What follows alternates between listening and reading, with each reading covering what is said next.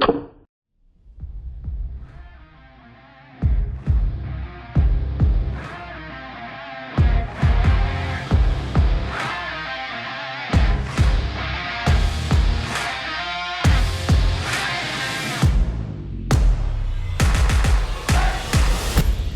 everyone and welcome back to another video, and today we're going to have a look at a crossbow made by BearX and it's called the Desire XL. The footage I've got at the very beginning of this review is when I first bought it, so it's 3 years old, but it will certainly show you how to clearly set it all up. BearX actually supply the crossbow with many items including 3 Allen keys and 3 arrows. There is also a tactical looking foregrip and a stringer. Of course the string itself, some nuts and bolts, some limb ends and some pads. Even though this seems quite a generic design, the actual quality is pretty good. Most of this crossbow is made of a very dense plastic, almost gun grade, so it's made to last. The top slide is made of metal. This ensures a good arrow flow when you fire it. The rear sights are predominantly made of plastic and can be adjusted on both the Y and X axis. The cock in the crossbow is made easy due to the length of the shoulder stock. Press this button in to release. Pull the stock all the way back until it stops and then reconnect. The grip, although made of plastic, has a rubberized texture to one side of it, and that makes it feel absolutely fantastic in the hand and gives you an element of security. Sadly, this experience is let down because of the plastic trigger. It's a simple affair to fit the foregrip. Simply slip it over the Picatinny lower rail, then bolt it in place with the provided 2 bolts. This will ensure it won't slide backwards or forwards. The next stage is to attach the limb, and it has 2 markers at the front as you can see here. This ensures you keep it nice and centralised. Please take your time through this process as this will affect your aim in the future. Ensure that the limb markers can be seen both sides of the crossbow end. The next stage is to use the rubber dampeners, and you place these either side of the limb. These help reduce vibration when you're firing the crossbow, therefore reducing the possibility of structural failure. They also somewhat reduce the noise level, whilst providing an element of grip when the limb is screwed into place. Lastly is the metal securing pad. If you notice it has a slight indentation, this goes to the bolt side. Now comes the tricky part. All you have to do is try and hold it all together and line up the limb again. When you're happy, don't release your grip and then grab an Allen key to tighten up the front bolt. It's important that you screw this up very firmly, as when fired the crossbow is very aggressive and things move. Next, apply the limb and string protectors. These also act as a dampening effect and are applied to each side of the limb. Before you attempt to string the crossbow, first inspect it and make sure it's sufficiently waxed. Attach the loop of the string over the crossbow limb end. Then place the string over the crossbow slide rail. Next, grab the stringer cord. Then loop this over the end with which you've already got the string attached. Then with the other side of the cord, loop to the other end of the limb, ensuring that it falls behind the 2 cocking rods. It's vitally important you get things in the right order. Make sure the cord is nice and taut and as tight as you can make it before you attempt cocking the crossbow, and ensure that the crossbow string is looped over the rail. Now to cock the crossbow, there will be significant pressure needed to be able to cock it. You will know when to stop because it won't let you go any further. Also audibly you will hear a definite click. Please pay attention when you're doing this. Keep your finger well away from the trigger and also the stringing cord just in case anything should fail. Now with the crossbow string, simply pick it up and loop it over the end of the limb, ensuring again that it's behind the cocking rods. This is not difficult, it's more fiddly than anything, so take your time in this process. Before firing the crossbow, just double check to make sure everything is how it should be. When you cock these crossbows, the safety catch goes on automatically, so you first have to release it. Typically you don't dry fire, but this is an exception as you're stringing the bow for the first time, as you can damage the limbs. After firing, remove the stringing cord, and if you've done it correctly, everything should look like this. The Desire XL has an adjustable stock. Using the supplied Allen key, you unscrew the 2 bolts. You can now remove the stock entirely or size it to fit. I had to adjust it because I'm just over 6 foot and this was still way too small even at its maximum setting. When you have the approximate size, reattach the 2 bolts. This crossbow is completely identical to its smaller brother, which is the RD. The only difference is the buttstock. I have a review on the RD. The RD itself stands for red dot and that was absolutely awful. So much so I went back to the old iron sights. There is a link to the Desire RD down below in the description or at the end of this video. Although the buttstock for me is slightly too small, it will be a perfect addition for someone else. A buttstock is really handy for accuracy because it allows you to hold the weapon really securely. Even though a crossbow pulls forwards and doesn't kick back, it still allows you to hold it with that degree of certainty. The other consideration, it makes it look really cool.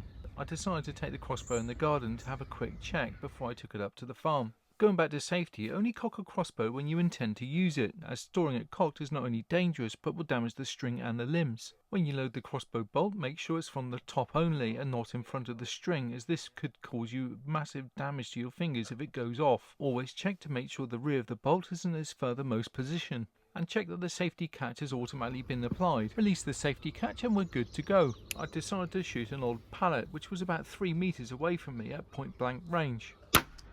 The crossbow has a speed rating of 175 feet per second, so I was interested to see how much damage this would do to a piece of wood.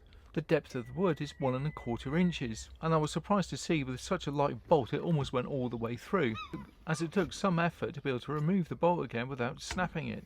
According to BearX, the supplied bolts are of premium quality. I literally can't tell the difference between these and cheaper ones I can get from Amazon. At the time of making this video, I've experimented with different sized bolts ranging from 6 to 7 inches, and they all work almost the same as each other. Apart from longer bolts travel further. The rear sight can be removed easily, just slide it off, and then experiment with crossbow rated sights like I've done. Link to these particular sights in the description below. Now to the farm for some more experimentation. The first target was just a bit of fun, just some food tins. Yeah, I assume, yes, it must be this one. Goodness me. Ah, right, so obviously lost a little bit of it because only the flight came off. So can't see where the thing is, but yeah, obviously makes nothing of this, does it? Goodness me. It's working, right, okay. Okay, the first proper target has been set at 12 meters or thereabouts. Let's just see how we get on with this.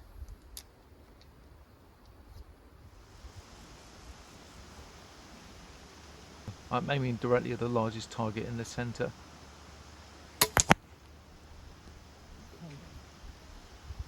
Horizontally good, just need to drop it a little. I just made a small adjustment on the sights. Improving that.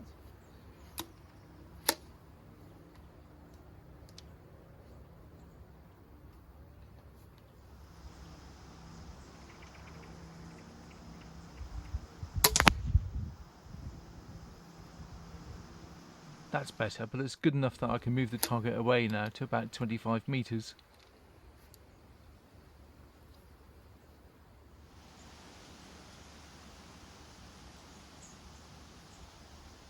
Safety.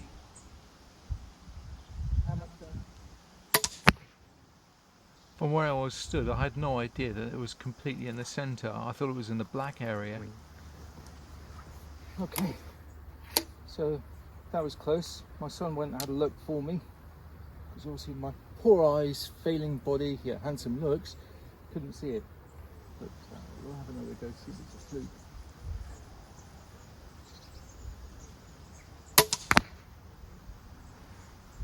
I was so surprised and happy that the shot was as good as it was, because it was quite windy outside.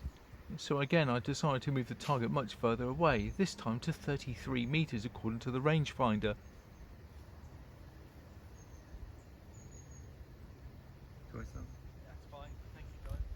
So now walking back to the camera, I had a little bit of doubt, but I thought, oh well, I'll give it a shot and see how we do.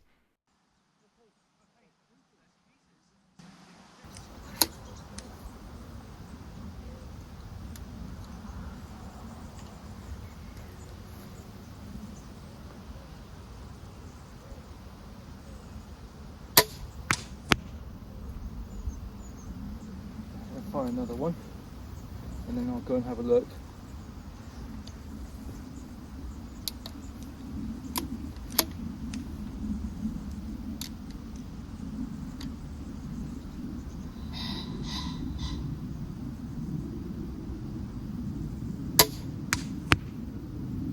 My mind's telling me it went slightly to the left, but we'll go and have a look. That's my son, you can see in the distance there. What was the light, darling? One very close to the centre and one at the bottom. Wow! Okay, I'm amazed. Goodness me.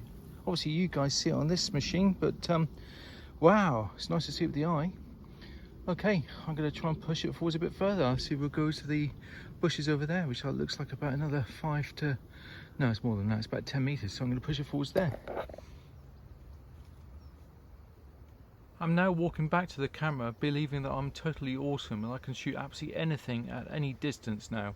In fact, to such an extent I believe I could probably do it blindfolded. According to the rangefinder, this was a distance of 52 meters. Looks about right.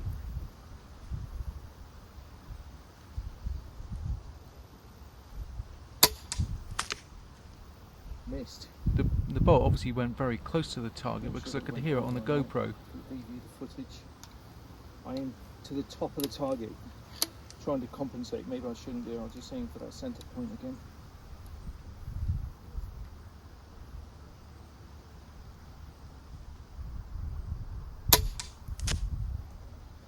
I'm quite obviously not compensating enough for this distance and the drop of the Sure bolt. it's going below or above it. I'm going to try and fire one above it completely.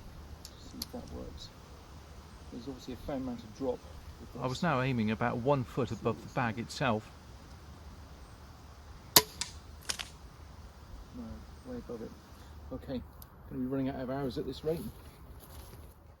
As we look at the next footage, you'll see the bolt just about appear in frame, just to the left of the table.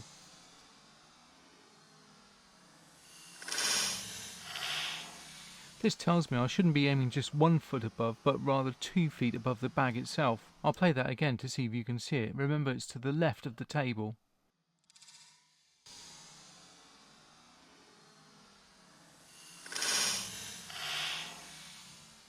Well, that was actually quite good fun. I totally enjoyed that, and it was a good experiment to see how far it would shoot. It definitely makes the distance, but you have to compensate a lot. Now to my final thoughts on the BearX Desire XL. This is pretty much the identical crossbow to that of the Desire RD. Link to that review in the description below. The adjustable buttstock is the only difference between the two crossbows. Paying slightly more for the buttstock is certainly worth it in my opinion, as it gives you much more flexibility and control when shooting. With the extended buttstock, cocking is made much easier because of the leverage advantage. I put 5 twists in the string on this crossbow and I saw regularly about 182 feet per second. Please remember that strings stretch, so you might have to keep an eye on that if you start to lose performance or distance. Depending on where you purchase the XL, the prices range from about $69 up to $89. And therefore costs about $20 more than the Desire RD, which in my opinion compared to this is certainly not worth the money. I would invite you to experiment with different sight options, as it certainly makes the firing or shooting experience much more fun. After a bit of practice, I think 30 meters for an accurate shot is about right. I thoroughly enjoy making these videos for everyone, so please remember to like and subscribe. It costs nothing but means everything to this little channel. Until next time, please remember to be positive, kind and safe whenever possible.